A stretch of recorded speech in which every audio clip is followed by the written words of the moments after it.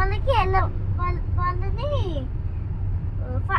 వాళ్ళకి ఫైన్ వేస్తారు. Correct. Okay, good solution. లేకపోతే సిగ్నల్ ఉందనుకో, అప్పుడు సిగ్నల్ లో గ్రీన్ లైట్ పెట్టేస్తారు. ఓకే, అరే గుడ్, మంచిగా ఉంది సొల్యూషన్. కానీ నువ్వు అన్ని చోట్లకి ఎట్లా వెళ్తావు? ఒకటేసారి వెళ్ళలేవు కదా, దానికి ఏం చేస్తావు? దానికి ఎలా వెళ్తారంటే, నువ్వు ఇప్పుడు ఇక్కడ నుంచి వేరే చోటుకి వెళ్ళావు అనుకో, మరి ఇక్కడ ఎవరు చూస్తారు? మరి ఇక్కడే ఉన్నావు అనుకో, వేరే చోట ఎవరు చూస్తారు? అట్లా ప్రాబ్లం అవుతుంది కదా. నేను ఒక 100 పీపుల్ని పెట్టుకుంటాను దగ్గర. 100.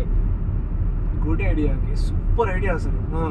100 ట్రాఫిక్ పోలీస్ కి డిఫరెంట్ కంట్రీస్ ప్లేసెస్ తో వాళ్ళందరూ వాళ్ళ పోలీస్ కార్స్ వేసుకొని ఒక్కొక్కరు 2 మెంబర్స్ అన్ని కంట్రీస్ కి వెళ్తారు.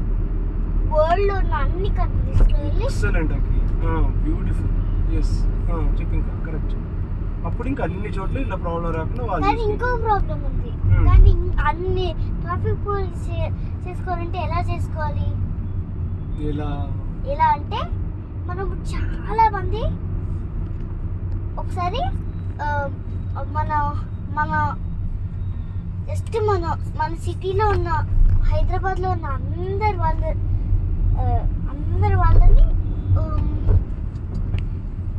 మన దగ్గరికి తీసుకొచ్చి వాళ్ళందరికీ ఏదైనా ఒక మంచి టెస్ట్, పెద్ద చాలా టఫ్, వాళ్ళకు కూడా నాకు కూడా టఫ్, అంత పెద్ద టఫ్ సొల్యూషన్ వాళ్ళకి పెడతారు. సో మరీ పెద్ద కాదు, కొంచెం నాకు కూడా తెలుస్తుంది. అలాంటి పెద్ద క్వశ్చన్స్ అడుగుతారు. దానికి ఎవరెవరు ఆన్సర్ చేస్తే వాళ్ళందరినీ 100 పీపుల్స్ లాగా వాళ్ళ టీంలో పెట్టుకుంటారు. వాళ్ళని కూడా వాళ్ళు ట్రాఫిక్ పోలీస్ చేసి అప్పుడు కంట్రీస్కి పంపిస్తారు. ఎక్సలెంట్, అసలు బ్యూటిఫుల్ ఐడియా. అంటే ఎవరు పడితే వాళ్ళని కాకుండా కొంతమందిని తీసుకొచ్చి ఎవరైతే ఇట్లా మంచిగా నాలెడ్జ్ ఉందో, ఎవరైతే ఇట్లా టాలెంట్ ఉందో అట్లా వాళ్ళని లిస్ట్ చేస్తాం. కరెక్టా? అలాంటి వాళ్ళని షార్ట్ లిస్ట్ చేసి ఇంటర్వ్యూ చేసి వాళ్ళని సెలెక్ట్ చేసి వాళ్ళని ఈ డ్యూటీలో పెడతాం. అంతేనా? అస్సలు సూపర్ ఐడియాకి బ్యూటిఫుల్ సొల్యూషన్. ఒక పని చేద్దామా? నువ్వు ఇలా చాలా మంచి గేమ్ అయిందన్న. ఇలాంటివి చాలా టఫ్ క్వశ్చన్స్ ఇలా సేమ్ ఇంతే ఉండాలి టఫ్. ఇప్పుడు ఎంత టఫ్ ఉందో ఇంతే టఫ్ ఉండాలి. ఆ క్వశ్చన్స్ అడుగుతూ ఉండు మనం షార్ట్ రీచ్ అయ్యే వరకు. ఓకే, నువ్వు సొల్యూషన్స్ చెప్తావు వాటికి. సరే, నెక్స్ట్ క్వశ్చన్ ఏమడుగుతా అంటే, ఇక్కడ ఈ చెట్లు ఉన్నాయి కదా, ఈ కుండీలలో చెట్లు ఉన్నాయి కదా, అవి మంచిగా ఎప్పుడు బతికేలాగా ఏం చచ్చిపోకుండా ఉండాలంటే దాన్ని ఎట్లా చూసుకోవడం? వాటికి ఏం చేద్దాం? ఇక్కడ అంతా మళ్ళా ఎప్పుడు వెహికల్స్ పోతూనే ఉంటాయి కదా, వాటిని ఎవరు చూసుకోవాలి? మళ్ళీ సేమ్ ఐడియా ఉంది, చెప్పు ఒకసారి చూద్దాం. మరి ఏం కాదా? ఏం కాదు, మనం ఊరికే డిస్కస్ చేసుకుంటున్నాం. రాంగ్ అయినా ఏం కాదు. దానిలో కూడా చెట్లు గురించి సంబంధించే క్వశ్చన్స్ ఫస్ట్ మనం నేర్చుకోవాలి. ఫస్ట్ మనము ఎలా చెట్లు తీసుకోవాలంటే, మనము ఎప్పుడు చెట్లు సేఫ్గా ఉండడానికి దానికి మనము ఒక దగ్గరికి వెళ్ళి అన్ని కంట్రీస్లో వెళ్ళి చెట్లకి ఇట్లా బాక్స్ లాంటిది కట్టాలి. దానికి లాక్ వేయాలి. అప్పుడు చెట్లు జస్ట్ పైన రూఫ్ కి ఒకటి ఇట్లా ఓపెన్ ఉండాలి. సో ఓపెన్ ఉంటే అప్పుడు పైన సన్లైట్ కూడా వస్తుంది, గాలి. ఇంకా ఎప్పుడైనా చెట్లు ఎగిరి కూడా మన పైన ఏం పడవు, గాలి ఎక్కువ వచ్చినప్పుడు. బ్యూటిఫుల్. దానికి 2 సొల్యూషన్ కూడా ఓకే. కానీ దానికి కూడా ఒక 100 పీపుల్ కావాలి. మరి వాళ్ళని ఎలా సెలెక్ట్ చేద్దాం? వాళ్ళని చెట్ల గురించి సంబంధించి టఫ్ క్వశ్చన్ అడిగి ఎవరెవరు చెప్తున్నారో వాళ్ళందరినీ 100 టీమ్స్ లాగా డివైడ్ చేసి ఒక్కొక్క కంట్రీస్కి పంపించేసి చెట్లని అలా పోల్ చేయాలి. ఓకే, అంటే చెట్టుకి కింద మొత్తం ఒక హౌస్ లాగా కట్టి దానికి లాక్ చేసి ఎవ్వరు దాన్ని టచ్ చేసి పాడేయకుండా లాక్ చేయాలి. లాక్ చేసి ఓన్లీ పైన పైన రూఫ్ మాత్రం ఒకటి ఓపెన్ పెట్టాలి. పెడితే అప్పుడు సేఫ్ ఉంటాయి అవి కదా. రెండు ఓకే. సపోజ్ పైన కూడా క్లోజ్ పెట్టామనుకో లోపలే చచ్చిపోతాయి. కరెక్ట్. ఎందుకంటే దానికి సన్లైట్ ఉండదు. వర్షం పడినా అవి పెద్దగా పెరగవు. ఓకే బ్యూటిఫుల్ ఐడియాకి అసలు ఇంకా పెద్దగా పెరిగినా ఇంకెవ్వరు టచ్ చేయలేరు. అంత పెద్ద పెరుగుతాయి. Yeah beautiful idea. ఇంకా వాటికి స్పేస్ ఎలా కావాలి? ఏది చెట్లు పెరగడానికా? అలా కాదు, చెట్లు కొన్ని ఇట్లా చూడు ఆ చెట్లు ఈచ్కి టచ్ అయిపోయి ఉంటాయి కదా, అలాంటి చెట్లని ఎలా ఫోల్డ్ చేయాలి? దగ్గర ఉండకుండా ఎట్లా ప్లాన్ చేయాలనా? అది కూడా నేను సొల్యూషన్ చెప్పాలి. సో దానికి మనము ఫస్ట్ అవి చేయొద్దు. ఫస్ట్ అక్కడ ఉన్న చెట్లు మొత్తం కట్ చేసేయాలి. వరల్డ్స్ లో ఉన్న చెట్లు అన్ని కట్ చేసేసి ఫ్రెష్ మొక్కలు, దాని తర్వాత ఫ్రెష్ మొక్కలు దూరంగా ఫస్ట్ ఒక పాట్ లాంటిది పెట్టి దానిపైన కొంచెం గ్యాప్ ఇస్తూ పెంచాలి. దానికి బ్రాంచ్ ఎక్కువ క్లోజ్ అవ్వకుండా చేయాలి. కొంచెం పెద్దగా అవ్వగానే కొంచెం ఎక్కువ పెద్దగా ఒక ఫోల్డర్ చేసి దాని తర్వాత పెద్దగా అయ్యే వరకు వెయిట్ చేసి పెద్దగా అయినప్పుడు మంచిగా దాన్ని చూసుకోవచ్చు. సూపర్ ఐడియాకి. అప్పుడు ఇట్లా ఒకదానికొకటి టచ్ అయ్యి అంత పిచ్చిగా ఇట్లా గలీజ్ కాకుండా నీట్గా దూరం ఇట్లా స్పేస్ తో ఉంటాయి ఇట్లా కదా. మరి ఏ కలర్ తీసుకుందాం? 100 ఉండాలి. అది కూడా సేమ్ ఉండాలి. సో మనమే ప్రిపేర్ చేసుకుందామా? ప్లాన్ చేసుకోవాలి. నువ్వు వుడ్తో ఓకే. వుడ్తో ఎలా అంటే చాలా వుడ్స్, మనం వుడ్ ఫారెస్ట్ కి చాలా కట్టెలు, అన్ని కట్టెలు కొట్టేసి వచ్చి, కట్టెలు అంటే వుడ్డే కదా. సో దాంతో ఒక ఇట్లా బాక్స్ లాంటిది చేయాలి. అప్పుడు దానికి ఏం చేయాలి? ఒక బ్లాక్ కలర్ పెయింట్ చేయాలి ఫస్ట్. అది ఆరే వరకు కొద్దిసేపు ఆగాలి.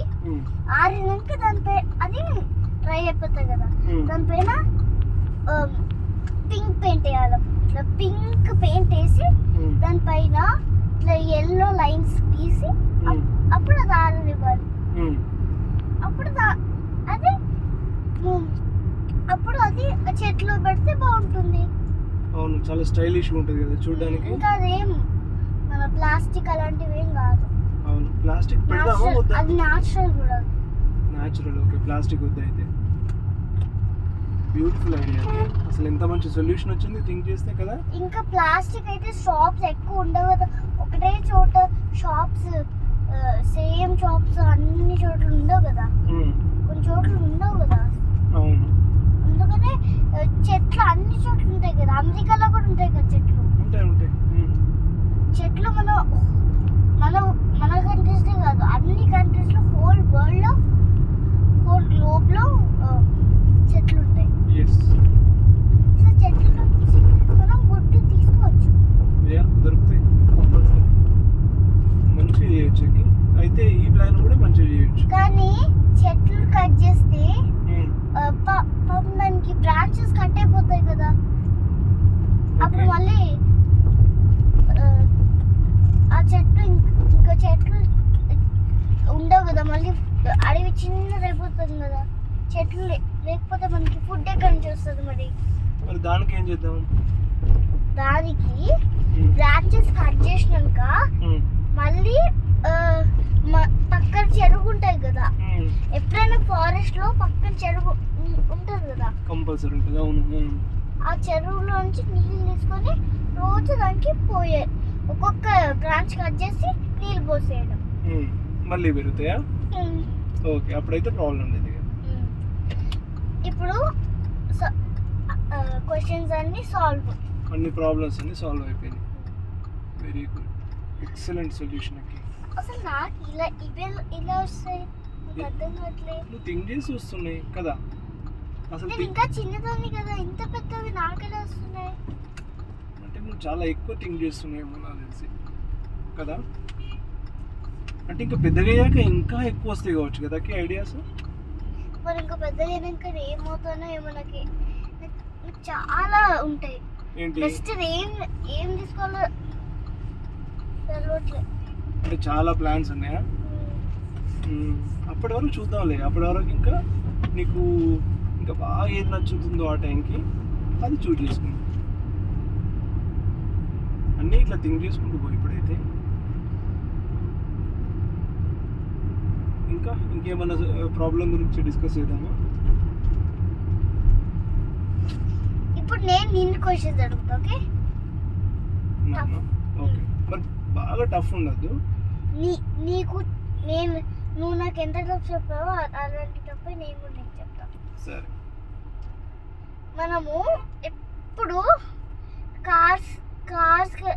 కార్స్లో వెళ్ళేటప్పుడు మనకి ఎప్పుడు ఎందుకు మనం ఎప్పుడు మనకి బర్డ్స్ వచ్చి మన గ్లాస్ని ఆర్ ఏదన్నా ఒకటి కొరుకుతూ పాడు చేసేస్తున్నాయి. మరి దానికి సొల్యూషన్ ఏంటి? అచ్చా, ఇక్కడంతా గలీజ్ చేస్తున్నాయి కదా, దానికి ఈజీ. అది ఈజీయా? నాకు కూడా వస్తుంది. ఏంటి చెప్పాలా? దీనిపైన ఒక మంచి కవర్ వేసుకోవాలి. కవరా? అప్పుడు కవర్తో పాటు దాన్ని కూడా కొరుకుతుందా? అచ్చా, కరెక్టే కదా. సో ఏం చేద్దామంటే నీకు ఇట్లా బబుల్స్ ఇట్లా తెలియక బర్డ్స్ తెలియక కవర్ తినేది అనుకో, చచ్చిపోతాయి. ఓకే ఓకే, సరే అయితే కవర్ వద్దులే. అయితే ఇంకోటి ఏం చేద్దాం తెలుసా, దీనిపైన ఇట్లా నీ బబుల్స్ దానికి ఒకటి ఫ్యాన్ లాగా వస్తుంది కదా, ఇట్లా నీ బబుల్స్ వద్దే దాని దగ్గర. సో అలాంటి ఇట్లా తిరిగేది ఇక్కడ కార్ దగ్గర పెడదాం. పెడితే అవి తిరుగుతూ ఉంటాయి, గాలికి తిరుగుతూ ఉంటాయి కదా. అప్పుడు బర్డ్స్ చూసి అమ్మో ఇక్కడ ఏదో తిరుగుతుంది, ఏదో ఉందని చెప్పేసి రాదు ఇక్కడికి. రాకపోతే ఇంకా ఎంజాయ్ చేస్తాయి. ఏవి గాల్లో ఇట్లా మంచిగా బయటికి గాలి వస్తే మనం ఎలా ఎంజాయ్ చేస్తాం, అవి కూడా అలానే ఎంజాయ్ చేస్తాయి. మంచి కారు మొత్తం బయట చేస్తుంది. ఇది ఉన్నాయి కదా, ఇవి ఉంటే దగ్గరికి రావు కదా. దాని దగ్గర కాదు, గాలి బయట మంచి తిరుగుతూ దాని పక్కనే నువ్వు పక్కన ఉన్న గ్లాస్ మొత్తం కొరికేస్తాయి. అయ్యో, మరి నాకు వస్తలేదు. నువ్వేమన్నా, నీకు ఐడియా ఉందా దీనికి?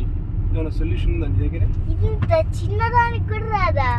సరే నేను చెప్తే నువ్వు కాదంటున్నావు కదా, నీది ఇంకా బెటర్ ఐడియా ఉంటే చెప్పు. ఓవా, ఏమీ తెలీదు. నువ్వు చెప్పు, అసలు నీకు తెలుసా లేదో చూడాలి కదా. మనము ఒక మళ్ళీ 100 పీపుల్ కావాలి దీనికి కూడా. ఒక కార్కి 100 పీపుల్? ఓన్లీ మన కార్ కనలేదు, నేను అన్ని కంట్రీస్ లో ఉంటున్నా. ఓకే ఓకే, ఏ దానిలో అయినా 100 పీపుల్ కావాలి మనకి. ఓకే చెప్పు, 100 పీపుల్ ఏం చేస్తారు? సో ఫస్ట్ మనం ఏం చేయాలి, మనము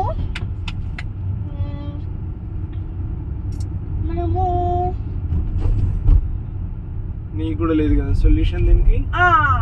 మళ్ళీ వుడ్స్ తీసుకోవాలి.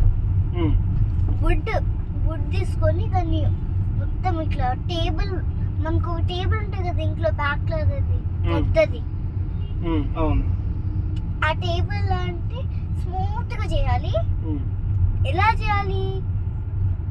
అదే దానికి మొత్తం ఇట్లా పిచ్చి పిచ్చి ఉంటాయి కదా, దాన్ని ఇట్లా బ్లాక్ పెయింట్ ఇట్లా కవర్ చేసేసేయాలి. కవర్ చేసినప్పుడు దాన్ని ఇట్లా కొంచెం ఇట్లా రుద్దేసేయాలి, ఇట్లా గట్టిగా చేతితో. కొంచెం చేతికి కూడా బ్లడ్ వస్తుంది కానీ పట్టించుకోవద్దు. ఇట్లా చేస్తే కొంచెం పార్టీతో పైనకి కిందకి వస్తుంది కదా, అది ఏం కాదు. సో వచ్చినప్పుడు అక్కడ ఉన్న పైన పార్ట్ మనం ఒక పెద్ద కట్టి తెచ్చుకొని దాంతో ఇట్లా కోసేసేయాలి. వుడ్ యాక్స్ తో ఇట్లా కోసేసేయాలి ఆ మిగిలిన పార్ట్. ఇట్లా దాని తర్వాత నో యూస్ పార్ట్స్ ఇట్లా యాక్స్ తో కట్ చేయాలి, కొట్టేసేయాలి. అప్పుడు ఒక నీట్ గా అవుతుంది. అప్పుడు అది దీనికి నీట్ గా స్టిక్ చేసేసి దానిపైన దాని కింద ఇట్లా ఒక గ్లాస్ ఇట్లా ఏం పడకుండా రెండు పెట్టి దాని తర్వాత దాని పేరు బర్డ్స్ తినేవి ఫుడ్ మొత్తం పెడితే అప్పుడు బర్డ్స్ మన కార్ని బాగా చేయకుండా మనం పెట్టిన ఫుడ్ తింటాయి.